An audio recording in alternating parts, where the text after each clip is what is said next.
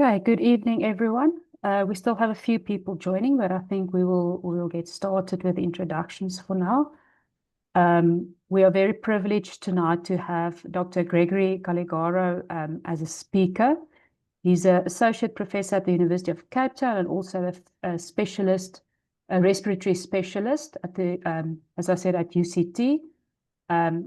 He helped establish the corporeal membrane oxygenation at Groote Hospital and is the medical lead of the first lung transplant center in an academic hospital in South Africa. In 2016, he completed a fellowship in thoracic transplantation at the Vincent's Hospital in Sydney. His clinical work focuses on cystic fibrosis, exercise physiology and health, and disease, pulmonary hypertension, and advanced chronic lung disease, particularly where lung transplantation is being considered. Dr. Calligaro also does a lot of research on cystic fibrosis, TB, and other lung-related topics. Thank you very much, Dr. Calligaro, for joining tonight. The topic of the talk is From Molecular Correction to Surgical Intervention, the Spectrum and the Disparity of Cystic Fibrosis Care in South Africa. Before you start, I just want to say we will not take any questions during the talk. So we will give Dr. Calligaro some time to finish, about 30 to 40 minutes. Thereafter, you're welcome to ask your questions by means of the chat. So you will see on your screen there's a chat function and a Q&A function. And if you think that you might forget your question during the talk, you already can type your questions there and we will just take them after the presentation. Thank you once again. Dr. Craig, I'm going to give over to you then. Yes, you can start. Thank you. Okay, well, thanks very much to the organizers for asking me to talk. Let me just see if I can advance my slides.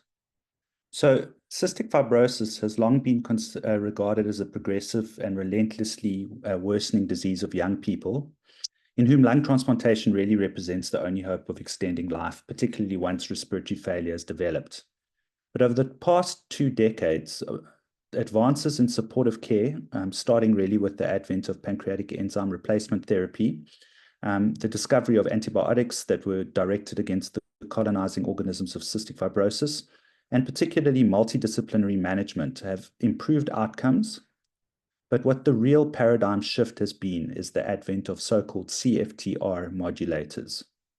Now, what's special about these drugs is they directly target the underlying protein defect that causes cystic fibrosis. And we're going to talk about that defect a little while in some subsequent slides.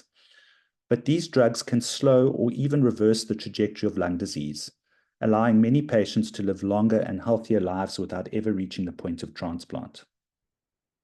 In South Africa, however, this scientific breakthrough has brought with it lots of new challenges because CFTR modulators remain prohibitively expensive and access is really largely restricted to those with private medical insurance. And this means that for the majority of patients in the public sector, transplantation continues to represent the only definitive life-extending intervention. And this creates a striking disparity. While some patients may now avoid transplant altogether, others remain dependent on a resource that is itself constrained by donor shortages and systemic limitations. So what I'm going to talk about today is the intersection of molecular therapy, as shown on the left-hand side by these new CFTR modulators, as well as the role of lung transplantation, and to illustrate the profound inequities that persist in access to both today. And so really I want to talk about the two therapies, CFTR modulators that treat the cause and lung transplantation that provides rescue at the end.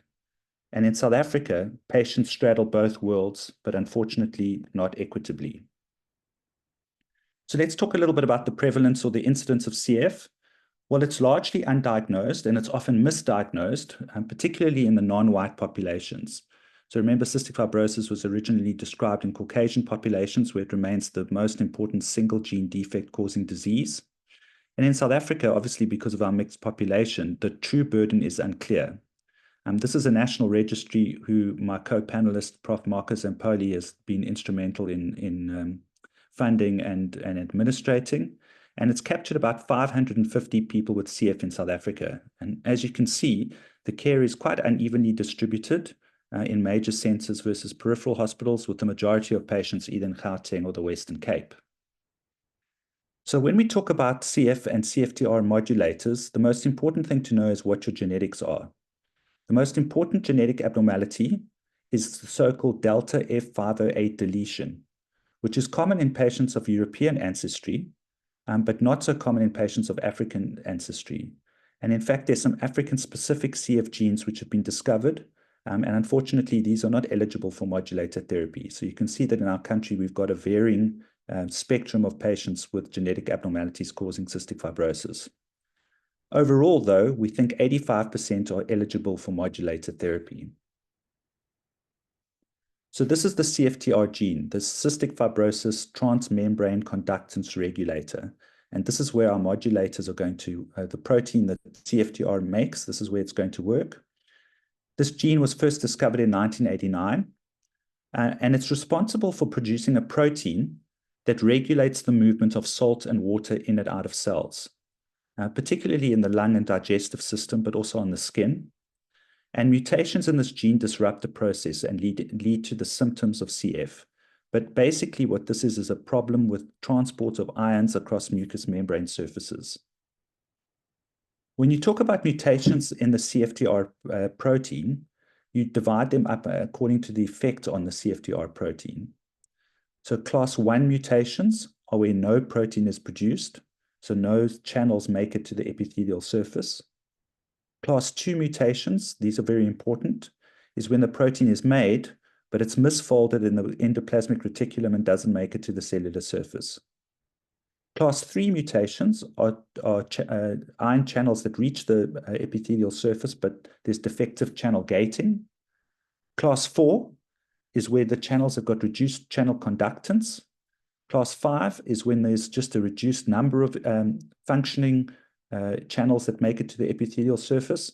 And lastly, not shown on the slide, is class 6, where you have accelerated turnover at the cell surface. So they're being produced, they work, but they're rapidly turned over.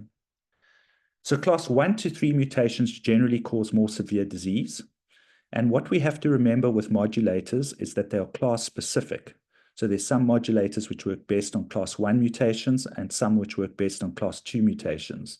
And so understanding the mutational class is crucial for prescribing precision medicine in CF. So what's so special about CFTR modulator therapy? Well, for the first time, we've got a drug that corrects the basic defect in chloride transport, which is the hallmark of cystic fibrosis. They have transformed outcomes, and they really are the closest we have come to a medical cure. They're the biggest advance in the field since the introduction of pancreatic enzyme replacement therapy. So children used to die in infancy because of protein malabsorption, because of exocrine pancreatic dysfunction, but this was ameliorated by the introduction of PERT.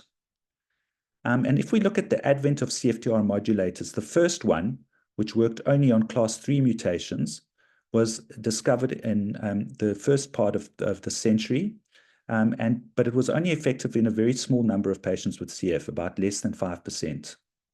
But combination therapy, so-called elezacaftor, tezacaftor, ivacaftor, so it's combination therapy that works on class 2 mutations, and the delta F508 mutation is the most common mutation in cystic fibrosis, has rapidly become the gold standard for anyone with one delta F508 mutation. These drugs improve lung function. They reduce pulmonary exacerbations of cystic fibrosis. So these are events when patients develop more cough or sputum, become more short of breath, and there's usually the requirement for antibiotics, sometimes hospitalization, and sometimes intravenous antibiotics. They've improved nutrition, so there's improvements in weight and body mass index. There's marked improvements in patients' quality of life. For example, their respiratory symptoms of cough and sputum production dry up. And importantly, they reduce sweat chloride, which is our in vivo test of CFTR function. As mentioned, if we look at our registry, we think that about 85% of patients in South Africa are eligible for this therapy. But the big problem is that there's not equitable access to these drugs because of their high cost. As I'll show you, these drugs are very effective in reducing admissions, requirements for IV antibiotic use, and transplant referrals, but this is really something that's only been seen in high access countries. So this is what happens with the delta 508 mutation. The CFTR gene is transcribed in the nucleus of the cell. The protein makes it to the endoplasmic reticulum, where it's supposed to be packaged in Golgi complex and then exported to the epithelial surface. But the delta 508 mutation has been described as the poor employee mutation. Okay, this is because if you think about it as, if you think about CFTR as an employee going to work, well, the first thing is that only a small amount makes it to the cell surface. So only few of the employees make it to work. When they actually get to the premises, they don't work there very well. And then lastly, it's got rapid turnover. So it rapidly degrades and then enters the cytoplasm again where it's degraded. How triple therapy worked, elezacaftor, tezacaftor, ivacaftor. Well, elezacaftor and tezacaftor work at improving the packaging of CFTR protein in the endoplasmic reticulum. And elezacaftor or ivacaftor in combination works at improving channel conductance at the epithelial surface. And do they work? Well, this is the seminal study published in 2019 in the New England Journal of Medicine. And if I draw your attention to the top left block, you can see how there's a marked improvement in lung function as measured by a forced expiratory volume in 1 second. That's a standard lung function test, which is used in patients with obstructive lung disease. And you can see within a very short time, in fact, in this study, within 15 days, there was about a 15% increase in lung function, and that was maintained for the duration of the treatment course. More importantly, probably for healthcare funders and hospital managers, is that it results in a marked reduction in pulmonary exacerbations. So I think I told you exacerbations are episodes where patients' cough, sputum, and shortness of breath gets worse. There's a requirement often for them to be hospitalized, and these infections are related to or are associated with declining lung function over time. And as you can see, these drugs not only reduce pulmonary exacerbations in total, but more importantly, those exacerbations leading to hospitalization, and those require treatment with intravenous antibiotics. So as I've said, knowing what your mutation class is very important when it comes to prescribing your CFTR modulator. The first drug, ivacaftor, was used for the class 3 mutation G551D. And again, you can see that there's an increase in lung function of about 10% and an increase in weight of about 3 kilograms. And there were a variety of combinations that were tested because the holy grail was to find a drug that worked on the delta F508 mutation or the F508 deletion mutation, which is the most common mutation in cystic fibrosis. And eventually with the discovery of combination therapy, elezacaftor, tezacaftor, ivacaftor, that really became a reality. And I've shown you the figures related to improvements in lung function and BMI already. So what does this mean? I mean, if we look at longevity of patients with CF, so we look at median survival age, and remembering that in the 90s, the average lifespan of a patient with cystic fibrosis was in the high 20s. This has steadily increased, but you can see the sharp asymptote that's happened in the last 5 to 10 years with the introduction of modulator therapy. And now it's expected that a patient with CF can live well into their 60s if they're living in the United States and they've got access to modulator therapy. And this is in sharp contrast to patients in South Africa who still have an estimated lifespan of around 27 to 30 years. So the big problem with these drugs are cost. Okay, so Trikafta is one of the most expensive drugs on the planet. It costs about $326,000 per patient per year. And remember, this is a drug that needs to be used for the rest of your life. There's been a lot of controversy around the world from patients and parents of patients with CF, you kind of grassroots activism trying to get these drugs available for people everywhere in the world and at a lower cost. And there have been studies showing that the pharmaceutical companies are really absolutely making a killing with these drugs. This is a study that looked at what these drugs cost in different countries around the world. What the generic, which is made in Argentina, in violation of patent laws elsewhere in the world, and what the actual production cost of CFTR modulators are. And you can see it's a fraction of the price. So there's a large, obviously the excuse that is given is that they're covering research and development costs, but you can see that the margins are very high, and these, particularly the Vertex, are absolutely making a real fortune on the sale of these drugs. And, you know, if you look at Vertex itself, you find these, if you look at the financial markets, so this is not medical literature, you can find articles saying why you should be buying Vertex pharmaceutical stock now. They're practically recession-proof due to its monopoly on CF drugs. Could Vertex pharmaceutical stock help make you become a millionaire? So, I mean, these are, you know, just showing you the financial incentives behind selling these drugs and how it's all about share price. Well, what about in South Africa? Well, a South African living with cystic fibrosis actually challenged the failure of Vertex to supply a modulated therapy to the South African market by instituting a claim for a compulsory license. So one of the problems was that Vertex had registered multiple patents over CFTR modulated drugs in South Africa, but seemed to have no intention of bringing the drug to South Africa or registering it here. Adding to a struggle was the fact that no compulsory license has actually ever been granted by South African courts, and our Patents Act fails to limit intellectual property rights expressly on the grounds of the human rights access to medicine. So she brought this court case against Vertex, and it attracted the interest of other patient advocacy organizations like the Treatment Action Campaign. And eventually, a few years ago, in 2014 and 2024, this drug became available to patients on medical insurance. So if we look at the access of patients to CFTR modulators in the world, you can see that the green countries are those with substantial CF populations that have got access to modulators.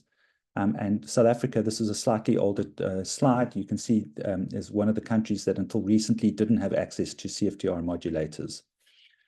Since 2024, CFTR modulators have become available to patients on some high options medical aids via a patient access program. But importantly, the majority of patients who are still in the public sector don't have access to CFTR modulators at all. Are there any other ways that we can deploy these drugs? Well, this is a study that was conducted by Marcus Empoli, who's on this call, looking at a modulator sparing strategy. So this is a strategy where we employed clarithromycin, which is a drug that inhibits CYP3A4. This is a cytochrome enzyme that delays hepatic metabolism of the components of Trikafta, or the elezakafta, tezacaftor, ivacaftor drug. And if you use it with this inhibitor of metabolism, what it does is it allows you to reduce the dose of the drug to twice weekly. And this prolongs the effective duration of each dose, and it allows the medication packs to last significantly longer, and that reduces monthly expenses. So essentially, you're taking a drug that needs to be taken every day and making it one that only needs to be taken twice a week. And this effectively extends the duration of one pack of medication to between 3 and 4 months. One pack of medication that would last 1 month would last you 3 to 4 months. And in this study that looked at the outcomes of 70 patients with CF in South Africa treated with either standard dose or what we called the modulator sparing regimen, where clarithromycin was used as well, we found that the improvements in pulmonary function, in body mass index, and the decline in sweat chloride concentration, so that's a surrogate marker for the CFTR function at an epithelial surface, we showed that these all decreased comparably to the originator product, because this was using a generic form of ETI called Trixicard. And very importantly, I think, and this is important for low-resourced countries where modulator-sparing regimens might need to be implemented, we found that there was no difference in efficacy or safety between the dosing strategy of taking the drug every day or taking it twice a week.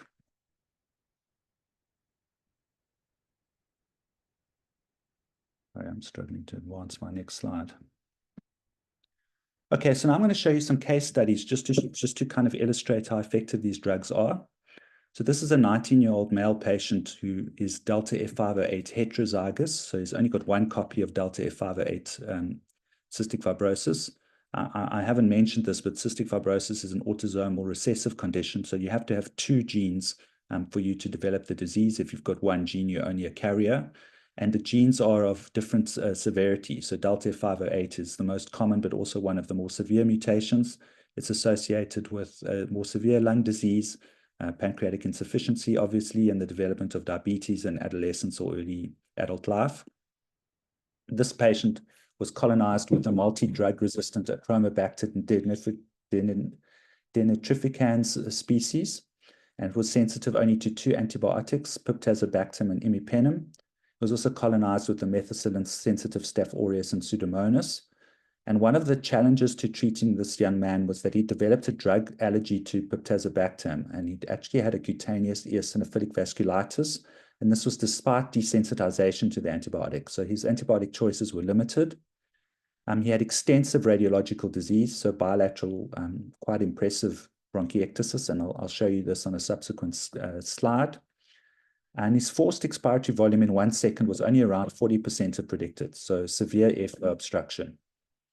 In terms of his exacerbation frequency, well, he required 3 admissions in 4 months for intravenous antibiotics, a drug called Callistin, which those of you in clinical practice will recognize as an important and very broad spectrum gram-negative antibiotic, which we're really trying to not use because of the risk of resistance, and then the aforementioned imipenem, to which he was susceptible to.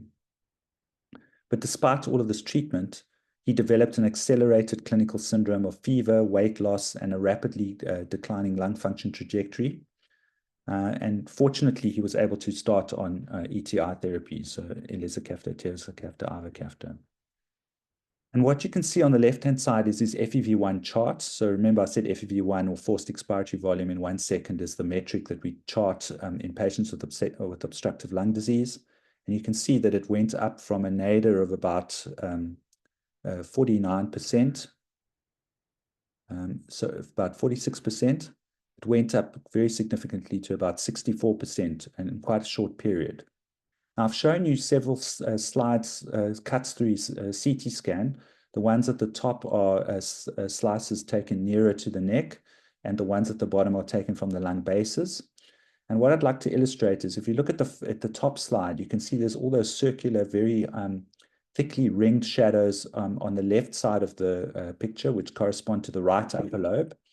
And you can see that those represent structural damage from bronchiectasis.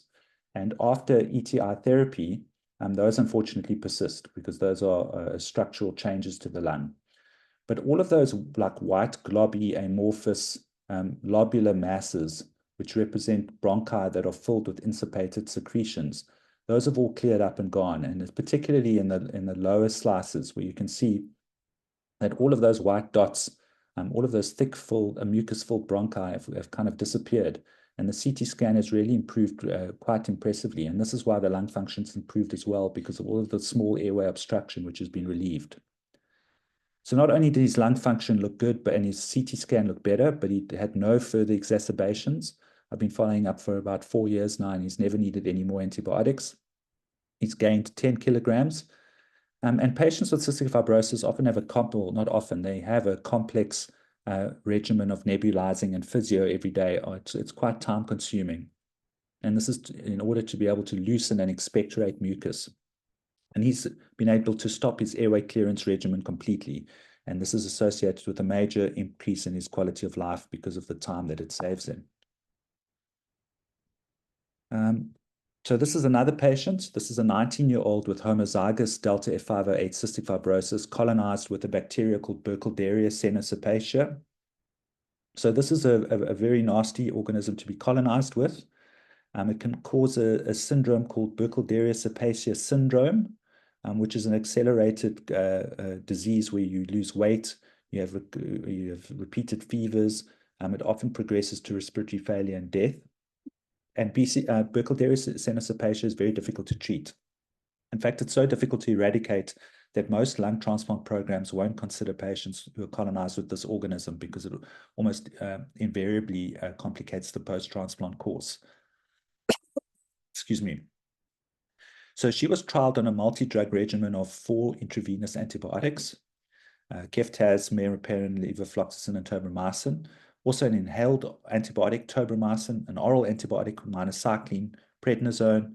Her clinical condition stabilized. I list all the antibiotics just to show you how complicated and toxic some of these regimens are to treat these patients. And she was also started on ETI in combination with clarithromycin, so the so-called boosted regimen. And with a fairly short interval in time, Her weight increased from 38 kilograms to 55 kilograms. I mean, that's almost unbelievable. And she gained about 800 mils in FEV1. The FEV1 went up from 58% to 69%. And she hasn't required antibiotics since. So in many ways, these are completely transformative drugs. And my last example is a 35-year-old male with Delta 508 heterozygous cystic fibrosis, colonized with Pseudomonas and staph. These are the two common organisms that patients with cystic fibrosis are colonized with. And he had 2 episodes of major hemoptysis, which have settled on conservative treatment. And again, you can see the impressive improvement from 60% to 78% in his lung function, and he's had no further exacerbations. So this is really talking to the evidence that using airway clearance regimens might become redundant for some patients on ETI. I mentioned in the first case about patients that are able to stop their airway clearance completely. This shows that at least in a 6-week period, there's no difference in patients who discontinue their hypertonic saline and those that continue them, those that discontinue Dornase alpha or Palmizyme, or those that continue them.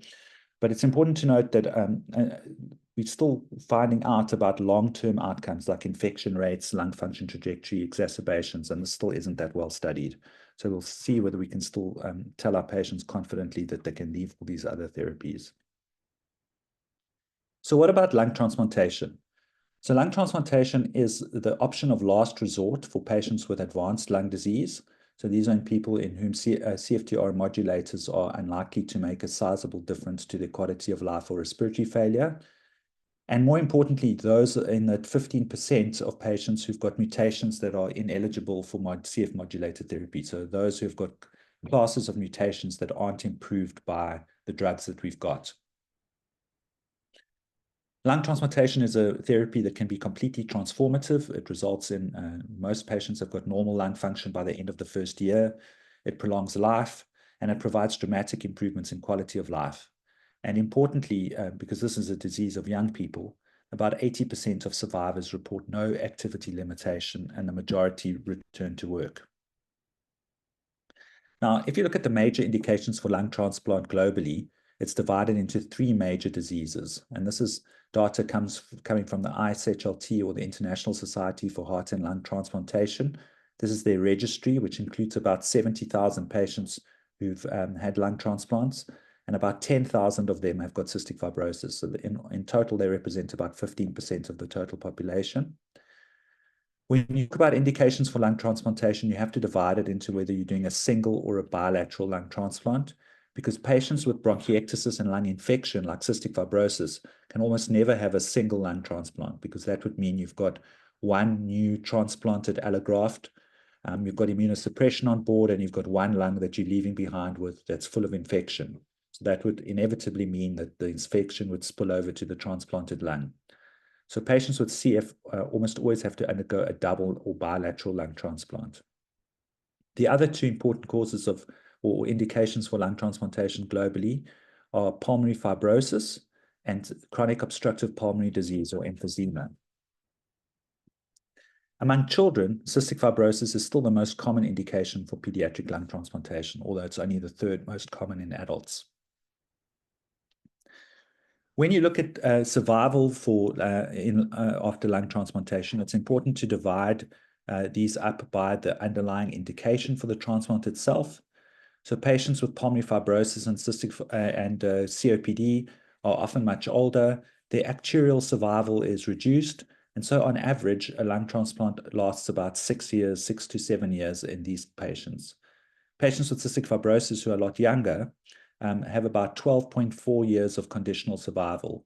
And you can see that by about 20 years, 25% of people are still alive. So this reflects the fact that survival after lung transplantation is worse than that of other solid organ transplants, but of all people undergoing lung transplantation, those with CF have got the best outcome. There's some unique considerations to lung transplantation in patients with cystic fibrosis. I mean, as I've already alluded to, they're often colonized with multi-drug resistant organisms. I spoke about Burkholderia cenosepacea. Other important MDR organisms are mycobacterial infections like Mycobacterium abscessus. These are almost impossible to sterilize and can become contraindications to transplantation in some settings. Patients with cystic fibrosis also have got unique comorbidities: cystic fibrosis-related liver disease, cystic fibrosis-related diabetes, and something called distal intestinal obstruction syndrome. There's nutritional issues. They're often very catabolic and need nutritional supplementation with gastrostomy tubes. CF entails some very specific surgical or technical difficulties. The lungs are often very stuck down with pleural adhesions. The bronchial anastomoses are very vascular because of the multiple collaterals that are present in the setting of bronchiectasis. And that results in increased surgical time and blood loss. So they're one of the more complex lung transplants to perform. But the caveat to all of that is that these are patients of a younger age who have got no cardiac disease and have got an excellent rehabilitation potential. So what are the advantages and disadvantages? Well, patients with cystic fibrosis after lung transplantation can have a normal quality of life. They have normal lung function. They've got no limitation to their effort tolerance. Very gratifyingly, they've got no sputum production at all, and they don't need to nebulize, and their airway clearance regimen is a thing of the past. What are the disadvantages or the stumbling blocks?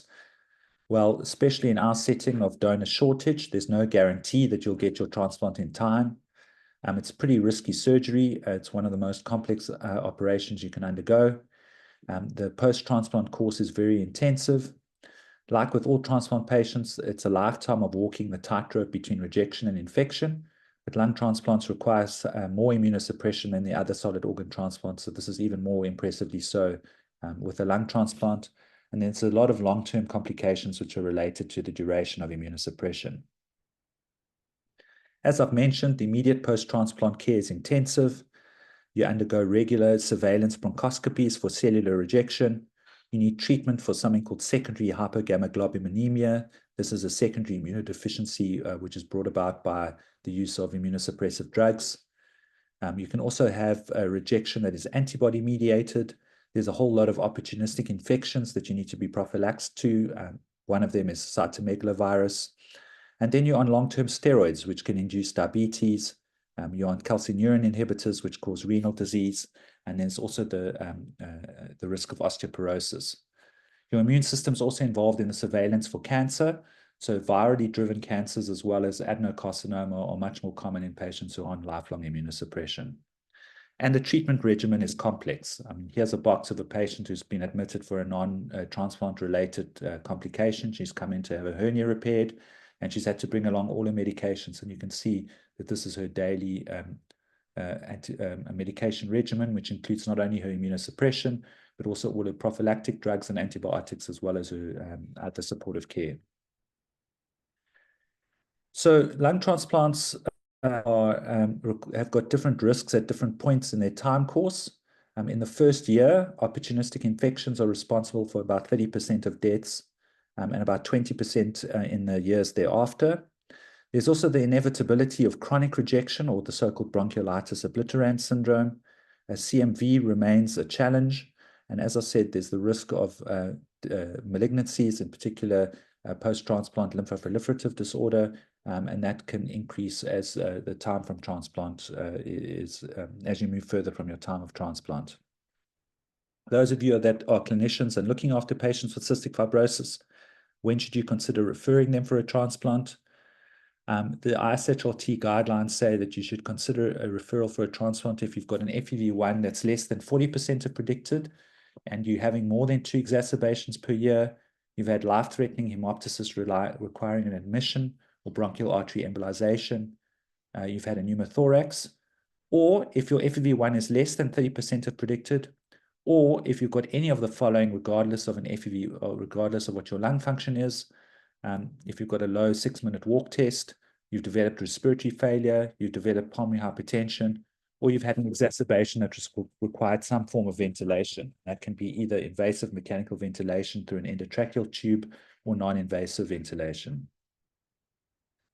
The listing criteria, so this is something that's more specific to a transplant center, but we'd list patients for a transplant if their FEV1 was less than 25% of predicted, and they had one of the following: a rapid decline in lung function, frequent hospitalizations, any exacerbation requiring respiratory support, if they're chronically hypoxic or they've got a type 2 respiratory failure, if they've got pulmonary hypertension, if their general clinical state is one of worsening nutrition, if they've got recurrent massive hemoptysis, or if they're short of breath at rest. It's important to recognize that, particularly in our setting where we never know whether we're going to be guaranteed a donor, that you really have to be careful about identifying the so-called transplantation window. You don't want to list patients too early for transplant, where you're going to decrease their actuarial survival by exposing them to the risks of chronic rejection too early. And you also don't want to leave it too late, where they may be too deconditioned or sick to survive major surgery. And so determining this point when somebody should be listed is actually quite difficult. This brings me on to the next part of my talk, which is just really to point out how, if we had access to CFTR modulated therapy, transplantation would really be something that we would very seldom have to use. So this is a graph showing the number of patients undergoing lung transplantation in the USA from the period of 1994 to 2022. So it's already a little bit dated, but you can see the marked drop off in patients requiring lung transplants from the year 2020. And I think I told you that Trikafta or ETI, Lesacaftor, Tezacaftor, Ivacaftor was kind of hit the market in 2019 and really became, it was uptake for it in 2020.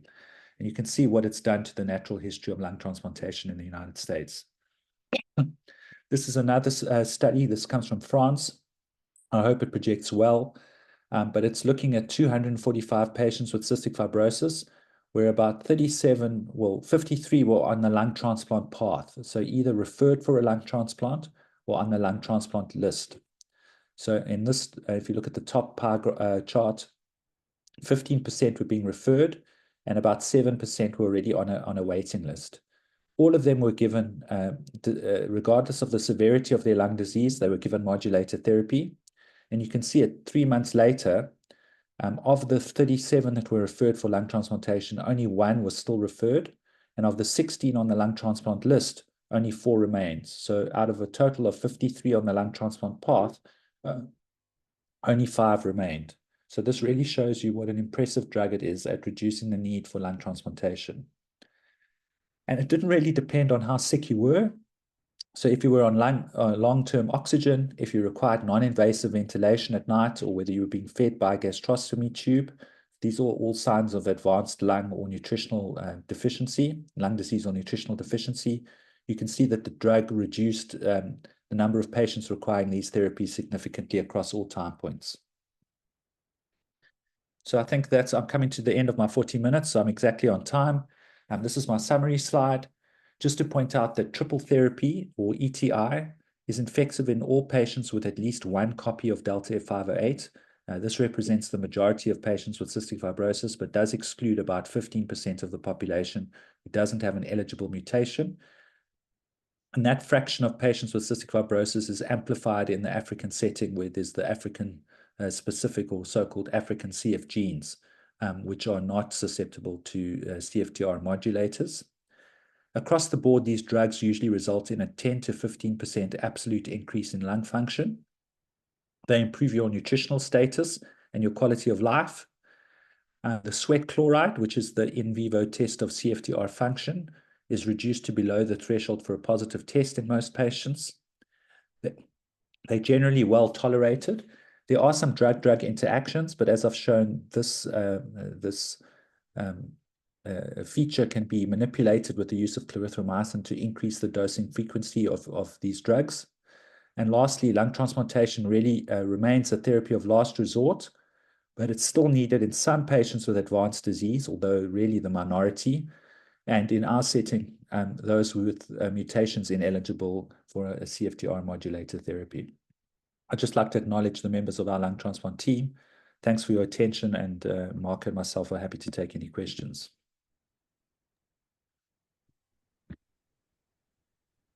Thank you. Sorry, thank you very much for that informative and interesting talk. Really appreciate it. As Dr. Calligaro said, we have Professor Marco Zampoli as a panelist tonight as well. Thank you very much for joining, Prof. Marco. Prof. Marco is Associate Professor in Pediatrics at the University of Cape Town, and also the Head of Pediatric Cystic Fibrosis Clinic at Red Cross Hospital. If you have any questions, please type it in the chat function or in the Q&A. You will see that on your screen.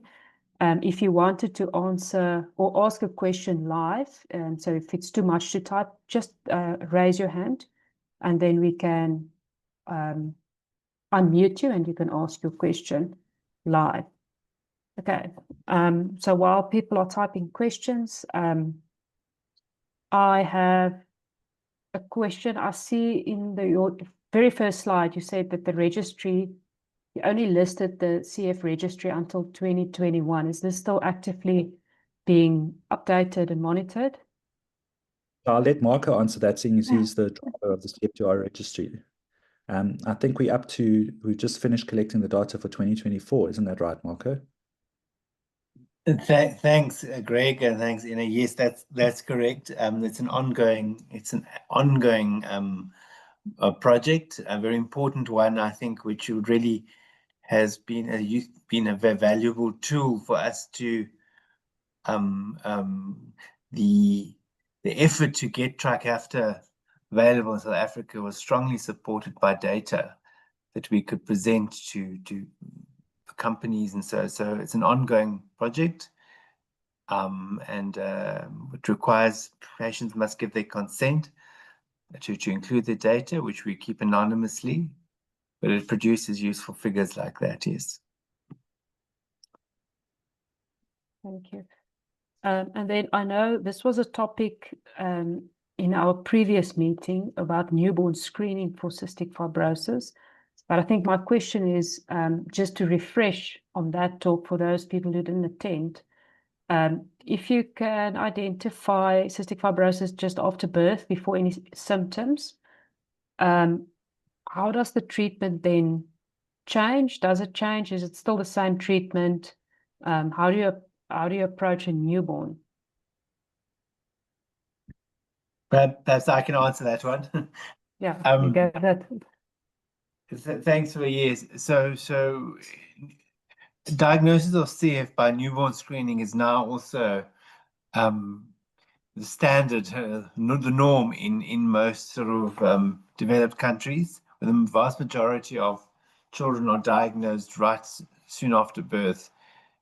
And that has huge advantages in that early intervention treatment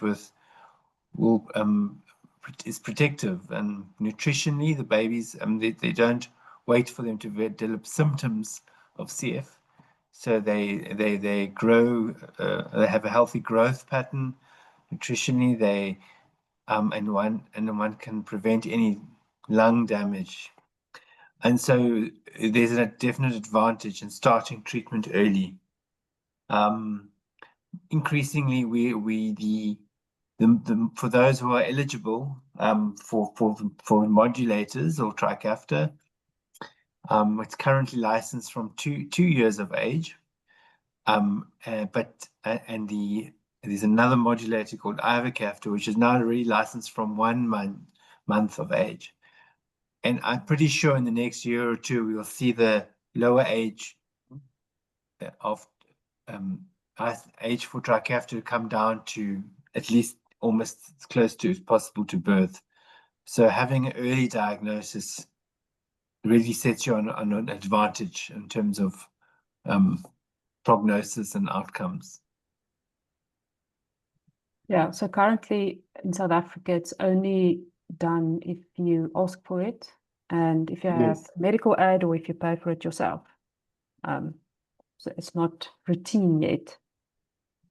No, unfortunately not. Yeah. But there's a lot of effort behind the scenes to try and make newborn screening for many other conditions as well a more standard routine. Yes. Perhaps I have a question for Greg, if I may. Yes, please. Greg, thanks, Greg, for, I mean, your team has done excellent. The fact that we have lung transplant available for at a public sector facility is incredible achievement. Obviously, some people with CF who are eligible for modulators shouldn't even be, in this day and age, shouldn't be even be referred for lung transplant if they had access to treatment. So, one question I had though is what is the role of modulators in lung transplant recipients with CF? I know it was it's not licensed for it, and whether the benefit of it is unclear, but maybe you can elaborate a bit. What is the current trend in, or what is the current practice in people who have received a lung transplant, and if they are in the need for modulators? So let me just start off by saying that we've had this discussion, you and I, many times, and the inspiration for us getting lung transplantation at Greta Scale was originally to help patients with cystic fibrosis, because that was the population that we'd identified as being as having the best outcomes, and probably where the need was the greatest. But I'd be very happy if this program evolved into one that never needed to transplant a patient with CF ever again. And I think if we look at the international literature, that's really where things are going. We've got about half of our patients that have transplants at critical scale on medical aid. So we do have exposure to patients with cystic fibrosis who've had lung transplants and have access to Trikafta. We've got one patient on Trikafta at the moment, and she's been using it because of really bad sinonasal disease and recurrent exacerbations of sinusitis, which are obviously more intense and more common because of the fact that she's on immunosuppression. And that's really been quite revolutionary in terms of improving her quality of life. And I think most lung transplant centers in the world would consider giving patients Trikafta because of the extrapulmonary complications of cystic fibrosis, which are thought to be reduced. So I think it's a problem because you've got patients that are already on a whole host of expensive drugs, and you're asking their funder to pay for another one. But I think that most centers in the world would try and put patients on Trikafta if there was any suggestion of extrapulmonary complications. No, thank you. That's interesting. I mean, I think it's sometimes from a regulatory point of view. I think in some countries it's not in the label if your lung transplant is excluded. So patients often are not funded because it's not on the label. But it makes sense that if you've got extrapulmonary symptoms, that it benefit. But all right. There's a question from Dr. Tumelo Satek. He is asking, speaking about newborn screening, what do you think is the best method to screen for cystic fibrosis in our setting? Is IRT useful? I'm going to let the pediatrician answer that question. Yes, so that's a good question. I think IRT is internationally universally been shown to be a good, a sensitive biomarker.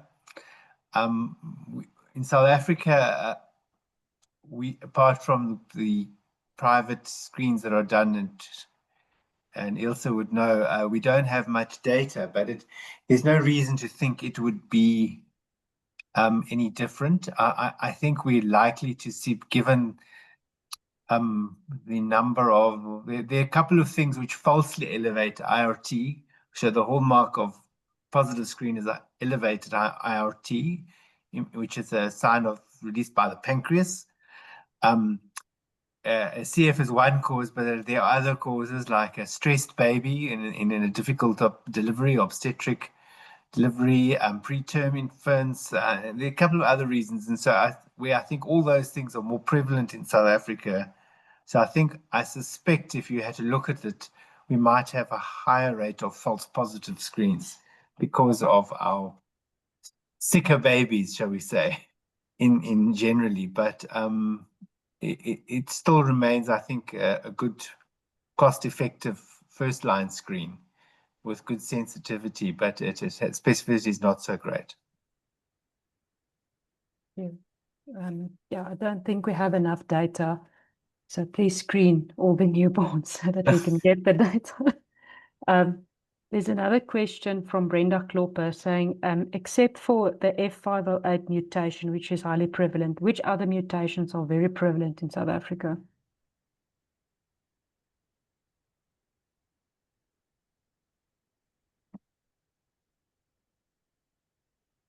I can make Greg, I'm sure. Do you want to answer it? I can. Can you repeat the question? I had a loss of connectivity there for a few seconds. Oh, sorry. So the question is, the F508 mutation is prevalent in South Africa. Which other mutations are also prevalent in our country? Well, as I said in my previous talk, and Mark can also talk about this from the registry perspective, but we do have the so-called African CF gene, which is a different gene, and unfortunately, it's a class 1 mutation. So it produces no CFTR protein at all, and so there's nothing that modulator therapy can work on, and that's one of the big problems in our setting. I don't know if you wanted to add to that, Marco. Yes, so that in fact is our second most common gene in South Africa after 508. If you look at it, in terms of its prevalence, but there are many other mutation genes in the South African population, but by far the most common is 508. And then there's the so-called African gene, and there are a couple of others which are quite well known as well, but by far 508 312 form the majority. We have another third most common is a class what Gregory showed the group as a class 5 variant. It's 3272. It's a so-called mild gene. So if you have that, you often may have less severe disease, and that's actually the third most common amongst the South African population. Thank you. From my side, so obviously, if you diagnose cystic fibrosis, these patients need genetic confirmation because the treatment will rely on the mutation. So how accessible is this genetic confirmation for South African patients? Well, in the public sector, there's it used to be about 50, but now I think it's about 70, Marco, individual mutation screening tests. So that's available through the NHLS. So it is pretty available. What we don't have is in patients with rare mutations, so those that have got positive sweat tests, but something that falls outside of these mutations, we don't have new genome, whole genome sequencing, whole gene sequencing that can tell us whether there's other abnormalities that fall outside of these exons that have been being tested. Okay.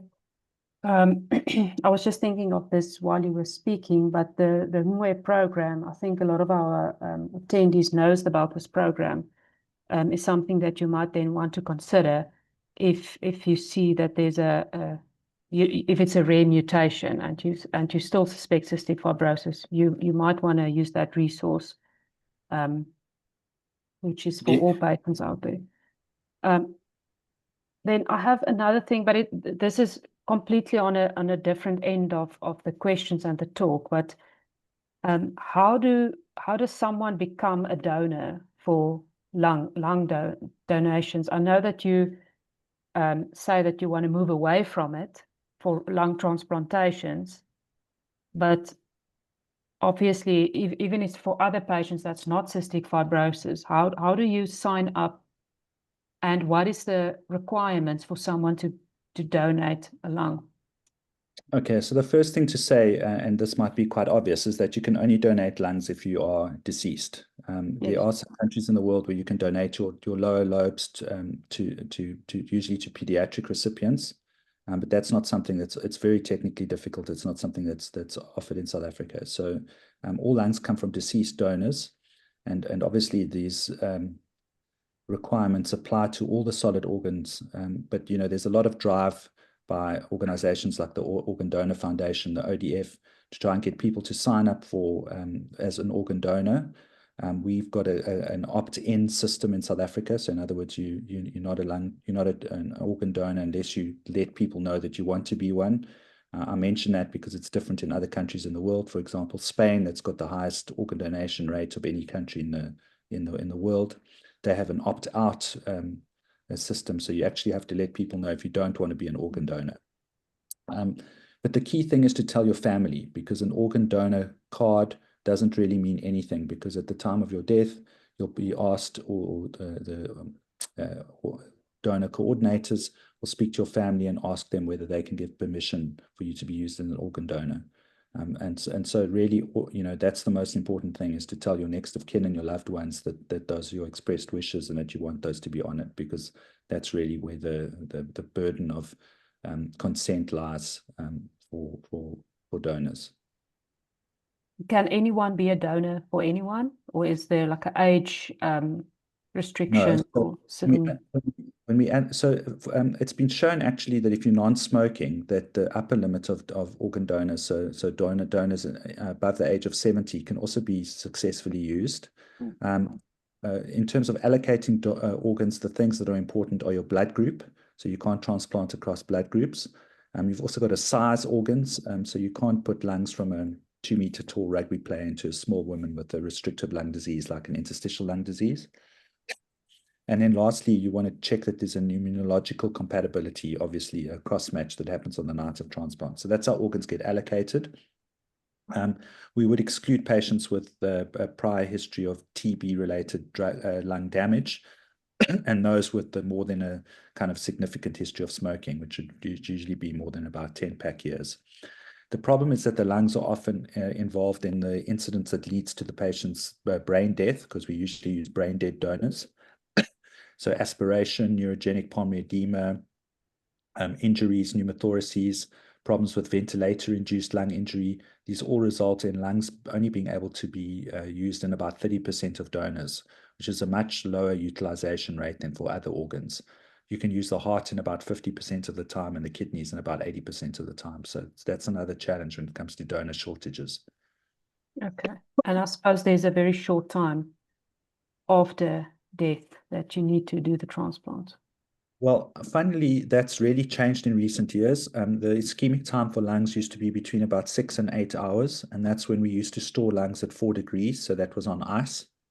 There's been some recent research into something called static cold storage at 10 degrees. And basically, they found that if you store the lungs at a cold temperature, but still warm enough for their mitochondrial function to regenerate, you can keep them for much longer. So at the moment, we are retrieving lungs, keeping them at 10 degrees for up to 24 hours. And this has really changed the surgery for a lung transplant completely, and changed it from something that happened in the middle of the night to something that can be scheduled and done electively the next day. So there's about a 24-hour window from when lungs are retrieved to when you can do your transplant. But that's quite a new development.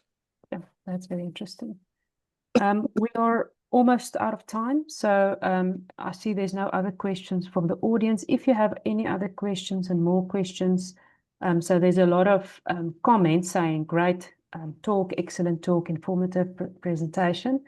If you have any other questions, you're welcome to send it to us via our general email, or on the website you will see that there's a contact form and you can send those, and if it's addressed to Prof. Marco or Greg, then we can send it on to them.